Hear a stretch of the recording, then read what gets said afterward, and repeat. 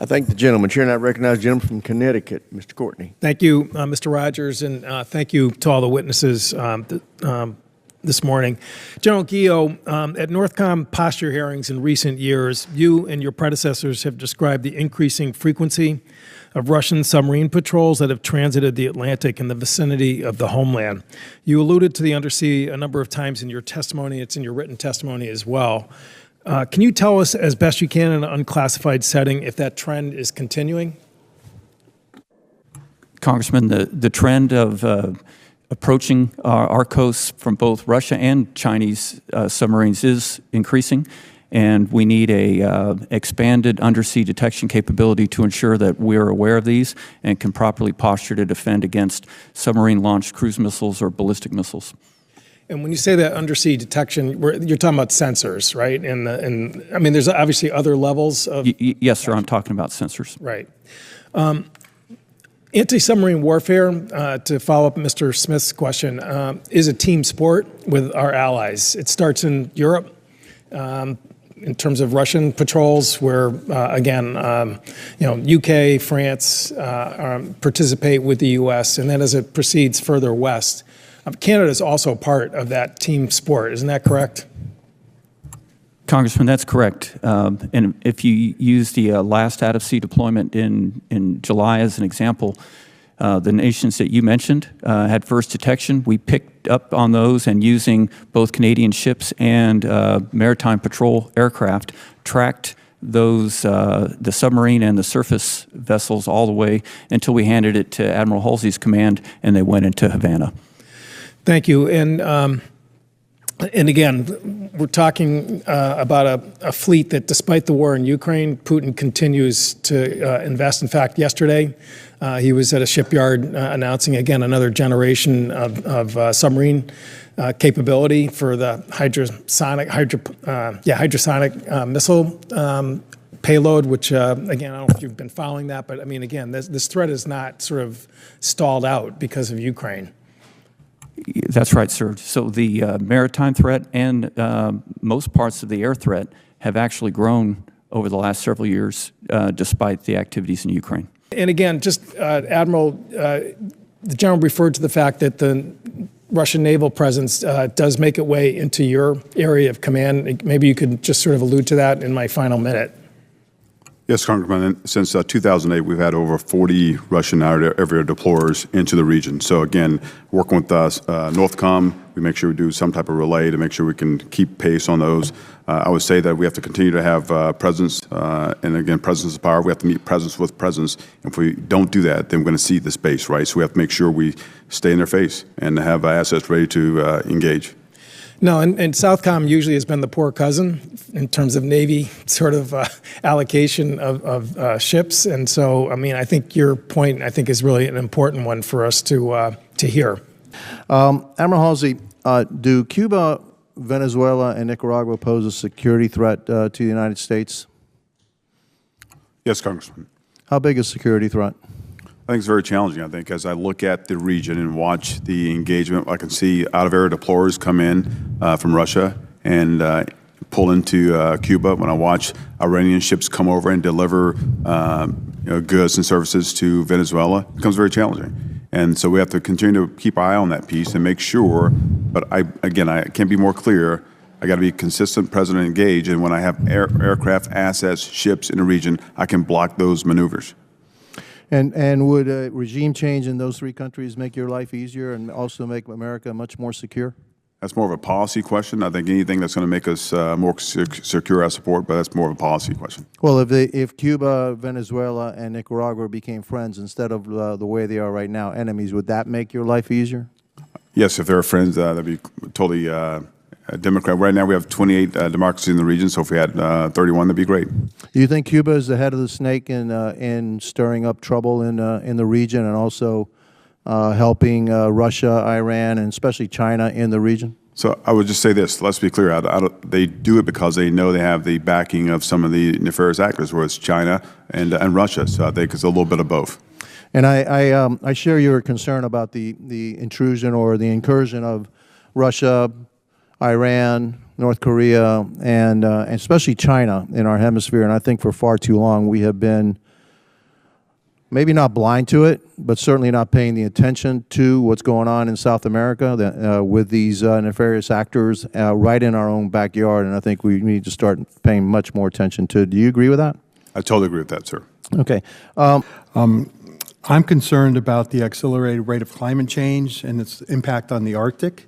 The melting of the polar ice caps is creating an opening of sea lanes up there. It's kind of making it quicker, easier path for, China shipping, China military, the Russians as well, to kind of transit that way and with quicker access not only to Alaska, but down into the west coast of the United States. So with that, how is NORTHCOM adapting to the operational strategies to address the increased security challenges among the PRC and Russia? And really, how is that impacting NORAD in their mission as far as monitoring air patrols, overseeing that area? And as far as the Navy goes, is this something that we need to start increasing other than submarines, naval patrols out there in that area as well in order to show the flag and show there and not let them take over these shipping lanes? Congressman, the Arctic is extremely important to both NORAD and NORTHCOM as it makes up over half of our area of operations. Excuse me.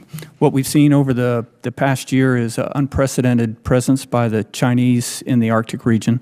For the first time, we had bombers that flew, Chinese bombers that flew into the Arctic region in July that we intercepted and escorted out of the area. But at the same time, there was also the highest number of ships, all dual use under the guise of being scientific, but also certainly military purpose there to map out, we presume, China's ability to operate both subsurface and on the surface in that region. So it's a big concern. What we're doing about that is we're operating with the Canadian military, the Coast Guard, and United States Pacific Command to make sure that we have presence both on the surface and in the air to monitor this traffic. And also, we've also expanded our intelligence gathering with the other Arctic nations, with the exception of Russia, all are NATO members, to ensure that we're sharing information with the other 7 Arctic nations on that. As far as naval forces go, is that something that we need to start seeing more naval ships in the region? Do we need, I'm a former Navy guy, Westpacs, Med cruises. Do we need to start having a North Pole polar cruise now? I would like to see more maritime presence, naval presence up there. I would point out that Admiral Paparo is very helpful in sharing ships up there, but we could use more in that region because of the strategic nature of that region. Okay. Talking about climate change and the impacts in the Arctic, particularly as we're seeing increased and frankly very brazen presence from China and Russia into shipping lanes. I want to drill down on that just a little bit. This, as you know, this committee is very focused on acquisition reform, but we're also going to be focused on shipbuilding this year. I want to speak to or ask about a very specific type of ship, icebreakers. And in general, you mentioned last year in front of SASC that the lack of icebreakers, it's my understanding we have 2 functional icebreakers, one of which might also be going down to Australia on occasion. Those lack of icebreakers limit our freedom of maneuver in that region. Since your statement last year, what actions have you taken to mitigate this gap in Arctic operations and have our allies help fill that gap since we are clearly underperforming? Congresswoman, we are still severely underperforming in icebreakers. We work very closely with the Coast Guard to try to prioritize the Arctic region, and then I've made proposals to see if we could contract the capability from Nordic states that produce those while we wait for the shipbuilding to catch up with the demand. Okay, can you give this committee any type of timeline on those partnerships? I personally can't. I'm a recipient of this, and so I hope it's very soon. Okay, but we agree that it's important for our national defense. It's extremely important. Okay. Yes, ma'am. Thank you. And again, while we wait for shipbuilding to pick up, as we wait for our partners to fill the gap, you've also spoken about the importance of missile defense in the Arctic and our allies, both in detection and defense. I'm new to the committee, but would it be fair to say that the importance of strong diplomacy and strategic allyship would not include threats of seizing a territory of an ally by military force.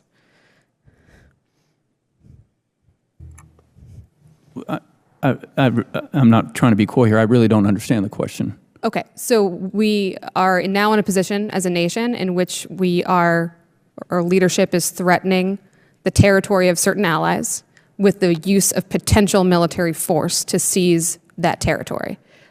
My contention is that that is in direct contradiction of our ability to form strategic allyships to the end of national security. Would you agree with that statement?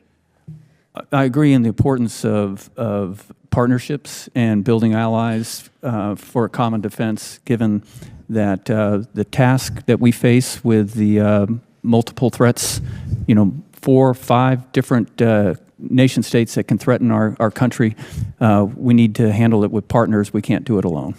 And again, just putting a finer point on it when it comes to detection, missile defense, but also these critical icebreakers as we're seeing ice thin, as we're seeing, particularly post-invasion of Ukraine, a great Russian incursion into the Arctic. Those strategic partnerships and allyships have never been so important in that region. I would agree with everything that talking about climate change and the impacts in the Arctic, particularly as we're seeing increased and frankly very brazen presence from China and Russia into shipping lanes. I want to drill down on that just a little bit. This, as you know, this committee is very focused on acquisition reform, but we're also going to be focused on shipbuilding this year. I want to speak to or ask about a very specific type of ship, icebreakers. And in general, you mentioned last year in front of SASC that the lack of icebreakers, it's my understanding we have 2 functional icebreakers, one of which might also be going down to Australia on occasion. Those lack of icebreakers limit our freedom of maneuver in that region.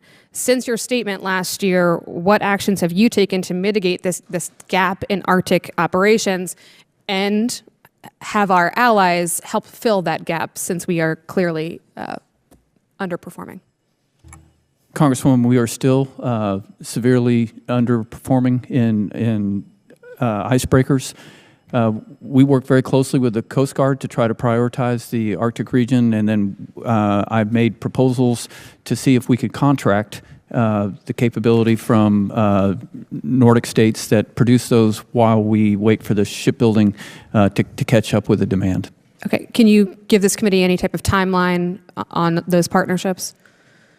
I personally can't. I'm a recipient of this, and so I hope it's very soon. Okay, but we agree that it's important for our national defense. It's extremely important. Okay. Yes, ma'am. Thank you. And again, while we wait for shipbuilding to pick up, as we wait for our partners to fill the gap, you've also spoken about the importance of missile defense in the Arctic and our allies, both in detection and defense.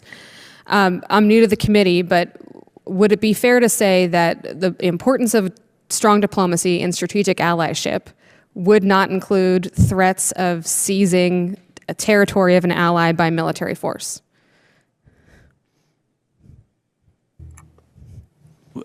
I'm not trying to be coy here. I really don't understand the question. Okay, so we are now in a position as a nation in which our leadership is threatening the territory of certain allies with the use of potential military force to seize that territory.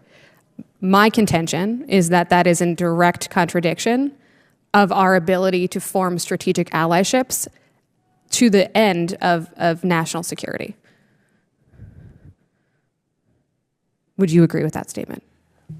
I agree in the importance of partnerships and building allies for a common defense, given that the task that we face with the multiple threats, 4 or 5 different nation states that can threaten our country, we need to handle it with partners. We can't do it alone.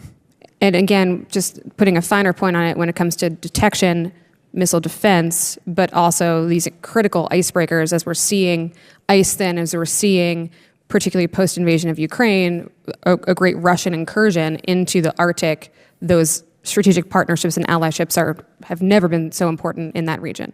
I would agree with everything that you just said, ma'am. Okay, thank you very much. Thank you, Chairman. General Guillot, I'd like to follow up on a question my colleague asked earlier about your testimony that in 2024, The Russian Navy partook in a training exercise with their submarines, nuclear subs in the Atlantic Ocean. If these would become more of an occurrence, would you continue to task the Navy with the same tempo of material, time, and manpower for all future Russian vessel visits in your area of responsibility? Sir, depending on the type of vessels, yes. Okay, thank you. Also in your testimony, you mentioned that air and missile threats to the United States from our adversaries continue to mount. As North Korea tests ICBMs, Russia and China expand their stockpiles of long-range missiles. One program that falls under NORTHCOM's purview of current activities is the Next Generation Interceptor. Your testimony states that it is a high priority for NORTHCOM to have the on-time fielding of this interceptor. What would be the implications if fielding this system were to be delayed? Congressman, if the fielding of the NGI or the Next Generation Interceptor were delayed, we would run the risk of falling behind our ability to defeat any rogue nation ICBM that threatens the United States. Okay, thank you. Additionally, ground-based interceptors are dedicated to defending against threats that come from places such as Iran and North Korea. Due to increasing threats from other adversaries such as China and Russia, should policies be changed to allow for defense against those countries as well? Congressman, I think that we should always look at our policies, and while they've served us well to this point, I think we should look at them against the current and expected threat and make sure that the policies are aligned. Okay, thank you.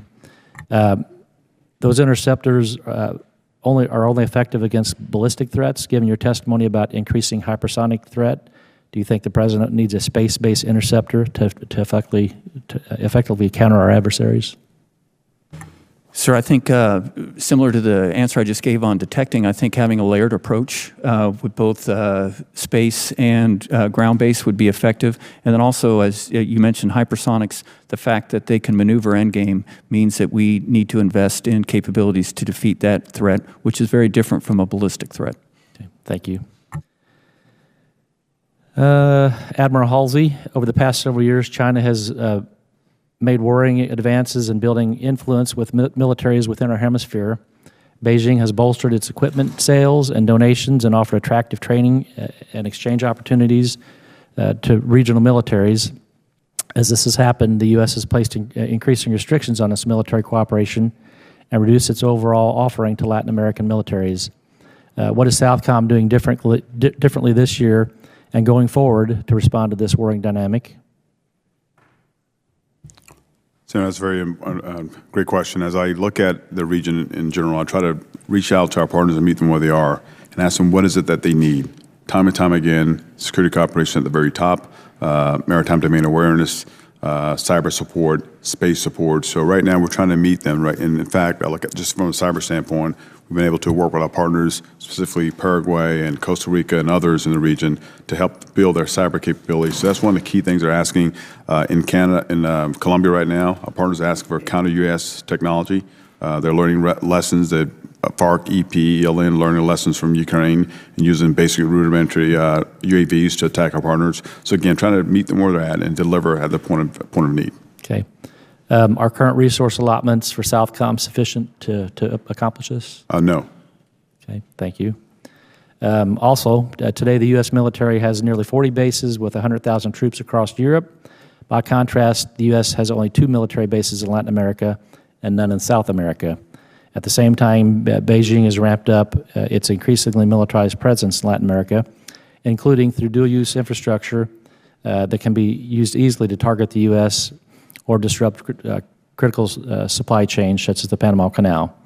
The U.S. also faces deadly threats within our hemisphere from drug cartels and weaponized mass migration that increasingly require a central role for the U.S. military. Given all this, is it appropriate and sufficient for the U.S. to have such a limited operational presence so close to home? No, Congressman. We need to increase our ability to engage and respond. Again, credible president engaged, more assets. Again, that sends a strong signal to our partners that we're there with them, and we're not doing that now. Okay. Thank you. I am deeply concerned with the CCP's encroachment in NORTHCOM and SOUTHCOM's AOR. The CCP is using a multi-pronged strategy that blends economic, diplomatic, cyber, and military tools to attempt to displace U.S. influence in and around the Western Hemisphere. We'll start with you, Admiral. How is Northcom and Southcom synchronizing their efforts to address the growing influence of the PRC across both AORs? So first of all, thanks for the question, Congressman. So Northcom and Southcom, we always work together, very deliberate faction, whether it's the drug trade but specifically as I look at the China, it's the Joint Exercise Program. We continue to do that. Every exercise, every conference we do, we always invite Northcom partners there. We invite the ambassador to Mexico to our partners, to our training as well. Again, it's that overarching effort to identify threats and get after it. But again, we have to continue to build partner capacity to get after as well. Thank you. General, anything to add? No, sir. Everything he said is exactly the same from our perspective. Appreciate it. Going on, how are both Northcom and Southcom working to build military relationships in the region that counterbalance China's growing defense cooperation with countries like Venezuela and Brazil? General, you want to take this one? Sure. We strive, sir, to have a strong mill-to-mill relationship so that our partner nation looks to us first. We do that. So we have 3 countries that are partners in Northcom. With Mexico, we have a strong mill-to-mill relationship built on a foundation of exercises and subject matter exchanges. We also do with the Bahamas as the 3rd country in our region. I would say that the mill-to-mill relationship is strong there. However, I am increasingly concerned about the vulnerability to Chinese actions outside of the military, and we're trying to see if we can take outsized efforts in the Bahamas to try to curb that. Thank you. Admiral? Yes, thank you. So as I look at the region, I go to what our partners are asking for. They continue to ask for our presence. Again, maritime presence, ships and everything else, maritime domain awareness, cyber support. So again, we're trying to build a capability and capacity with cyber. They have more and more, they're asking for space support. As you may be aware, they have more space and labor infrastructure, and Southcom are second only to mainland China, right? So again, cyber, space, so all our joint exercises that we do have some component of cyber and our space. Again, well, it's UNITAS, different exercises we do, try to build that capability and capacity. Thank you. And as you sit here today, can you identify any additional authorities or resources that your department may need to effectively counter China's influence in the Western Hemisphere? Certainly. So right now, the first thing I'll point to is security cooperation. That's my largest lever. So when I get more support there, I can do more, right? I can do more. Right now we're building a cyber support center in 2 of the countries in the region. Those things help me out. So again, any way I can get more support for security cooperation, that builds my portfolio. General. Sir, I do not lack any authorities required to counter Chinese presence. How about resources? I'll always take more, but actually I don't have any unfilled requests at this time. The Chinese fishing fleet is really worrisome to me. Obviously, it's a paramilitary unit that's used to kind of confound our issues, especially in the Western Hemisphere. I'm very concerned about that. Our maritime sovereignty in the Western Hemisphere and the Monroe Doctrine is very important to me. I think we've really led up on that. We've seen incursions by China and Russia, the influence they have in Brazil, Venezuela, Cuba, Panama. I mean, just to name a few. It's very concerning to me. What do you think our best tools are to combat that, not only militarily, but also from a PSYOPs? I think the best tool goes with presence, right? Presence means power. It sends a strong message. But also, security cooperation allows us to give a chance to build our partner capability capacity. One of the key things our partners are asking for is maritime domain awareness to get at the fishing fleet. They don't have the assets to get out there. They don't actually see what's out there, right? So we have to make sure we continue to build their capability capacity and have assets to support them. Thank you. And what assets are we lacking? I know that when you talk about a paramilitary force, it's hard to confront directly, obviously. We know what they're doing for intel. We know what they're doing to confound us. What can we do better as far as supplying you with the necessary assets to combat this? So to be clear, as I look at my Navy assets, I have 1 Navy ship today, right? So I got to do more. I mean, I need more assets throughout the region. And also, when I look at our partners and what they don't have, I think security cooperation gives those the tools they need. We've had some great support with Ex-Im Bank to try to buy and get in front of the foreign military sales process. But again, having them the assets so they can do their own and we can support them. I mean, our defense of this homeland is tied to their resiliency, security, and stability. So we got to make sure we continue to support them as well. Okay. And what can we do from a partner aspect of encouraging these nations, especially those ones that are tipping right now, the ones that are right on the verge of basically handing it over to the bad guys. What do we do better as a nation, in diplomacy, to keep them tight, to bring them back over to where we want them to be? I think a starting point is you have to make sure our ambassadors are in place, right, so they continue to work with them. And then we start looking for ways to increase the economic engagement. We have an economic strategic working group we started a couple of years ago with working with the Department of Commerce to look for find that direct investment from the United States. We have to do that. Excellent.